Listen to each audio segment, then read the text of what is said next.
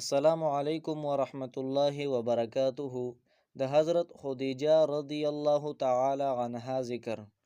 دا د رسول الله صلی الله علیه وسلم د ټولو نه ړومبی بیبي وه.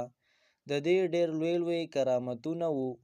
یو ځل حضور پاک صلی الله علیه وسلم دې ته وفرمیل چې حضرت جبریل علیه السلام تا ته د الله تعالی سلام راوړی دی، او دا یې هم فرمایلی دي چې د ټولې دنیا په بیبیانو کې د ټولو نه غوره څلور بیبیانې دي.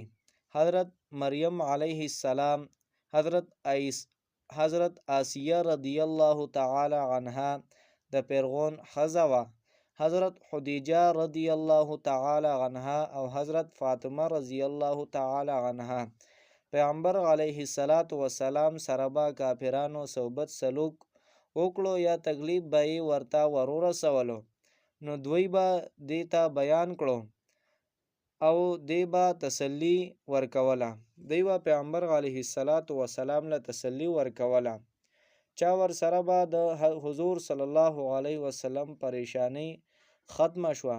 د دې خبرو سره به د رسول الله صلی الله علیه وسلم کم تکلیف او تکاوت چې و ستړیوالی هغه به ختم شو.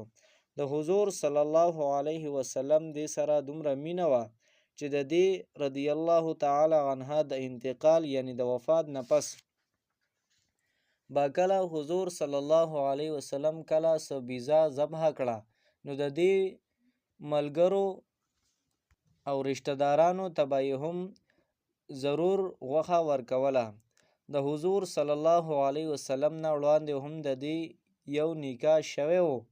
د دې د ړومبي خاوند نوم ابو حاله تیمامه دی. پایده د الله تعالی او د الله د رسول په نزد د دې قدر په ایمان او تابعدارۍ سره و.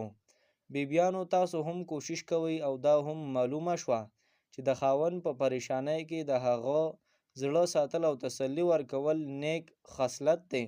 اوس خو ځینې ښځې د خاوند زړه لا نور هم پریشانه کوي، کله به ورته فرمایشونه کوي او کله به ورسره تکرار کوي. دا ډیر خراب عادت دی. محترمو مسلمانانو ورونو، دا زمونږ د مور امهات المؤمنین کې یوه مور وه، د هغې ذکر و د حضرت خدیجه رضی الله تعالی عنها. او د دې ذکر و انشاءالله چې مزید به تاسو ته اصلاحي او اسلامي ویډیوګانې ملاویږي.